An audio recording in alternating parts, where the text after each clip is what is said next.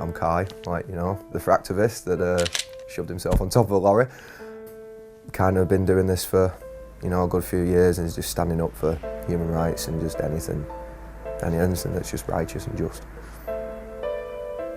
Well, I noticed the water truck coming, and I just thought to myself, well, something's got to be done. Awareness has to be made of the camp.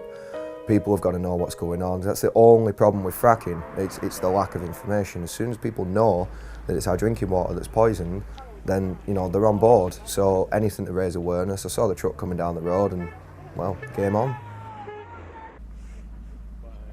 Driving me into that compound, for one, I was up on the vehicle and it was moving. You know, that's dangerous enough as it is.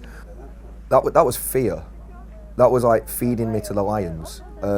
It should just not have happened. And I looked across and all they seemed to be doing was just restraining people. But I'll be honest, at the same time, I was just thinking, this is not protocol. Nothing is going to be followed to the book right now. So I've just got to prepare for what comes.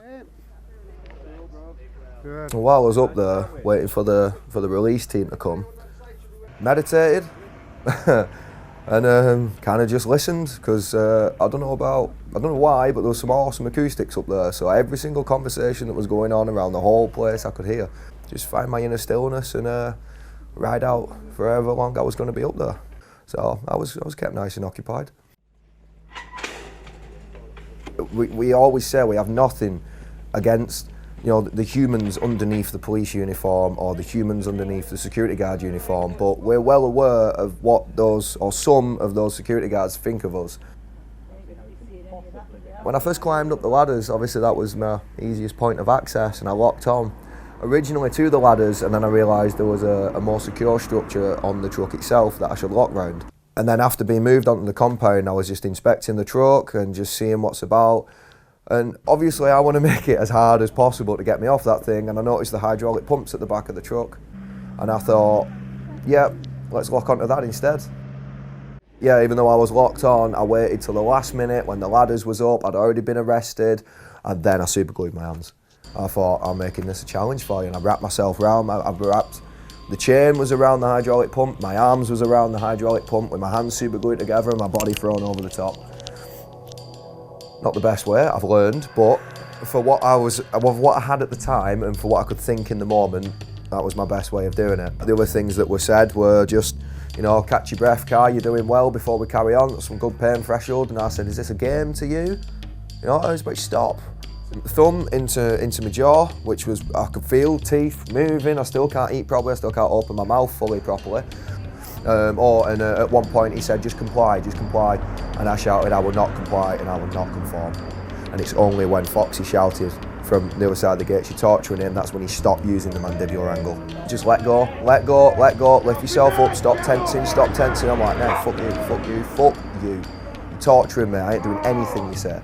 In the ribs, with a thumb between the ribs as well. Right into my ribs, up and down, all the way up and down, and then thumbs going in and being moved. I'm still really sore down this side. Being pulled up and being told, stop resisting, just comply. And this guy's just getting in with the cutters, just trying to get to the chains. It took him ages, I think he had to make a few cuts. Finally got the chains off. I got a carabiner in the eye when they finally cut it off. Well, that's what all the torture was for, was to get me to lift myself up so they had access, but I just wasn't giving in. I just held on.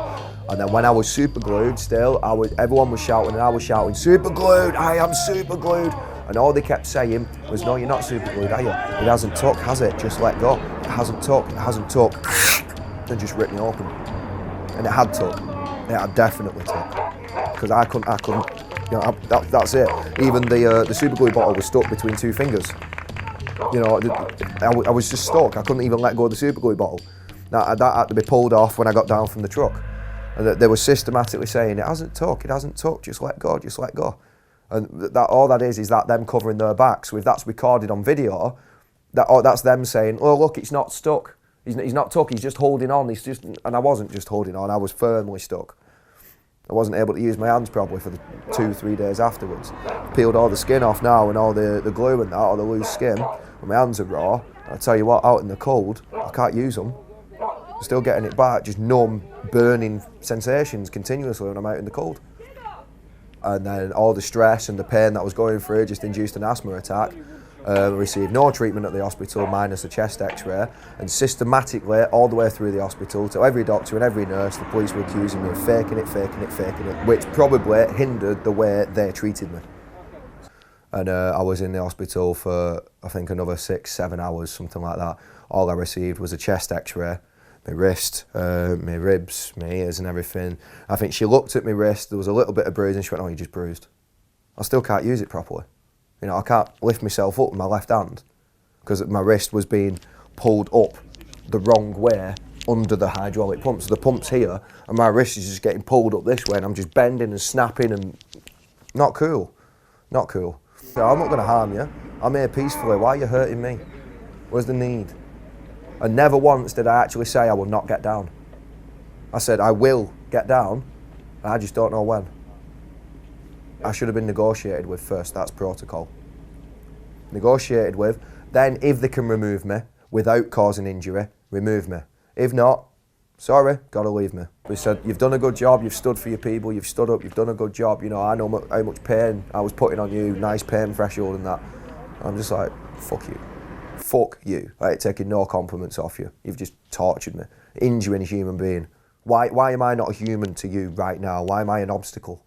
Right. They arrested me, I was on the truck, but I was on private land, which means they were corporate officers unlawfully arresting me because it became a civil matter. So I should not have been under arrest at all. Yeah, he's coming down then.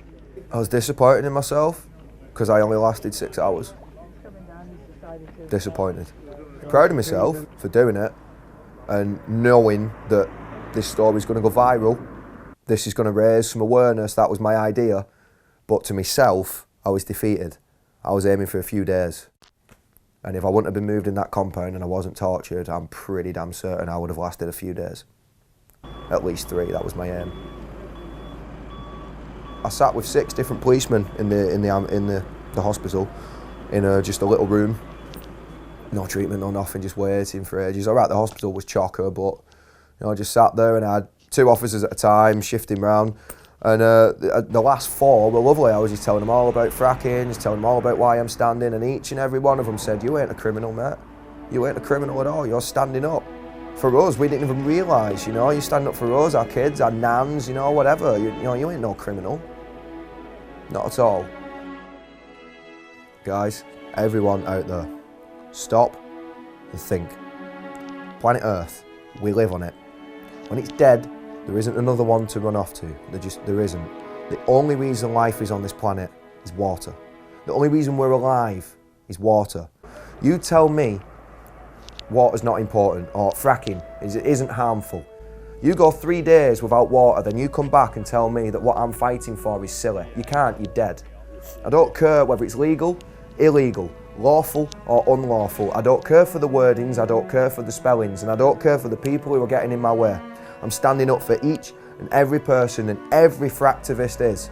You, your mum, your dad, your nan, your sister, your dog, every single being on this planet that is alive needs water. And I've got a dream that one day as a collective we will look back and say, you know, we used to poison our water, you know, we used to do that. Why, really? 7 billion people, 1 planet. Imagine what we could do if we all loved each other. It isn't just a dream, but it will be just a dream if we don't have any water.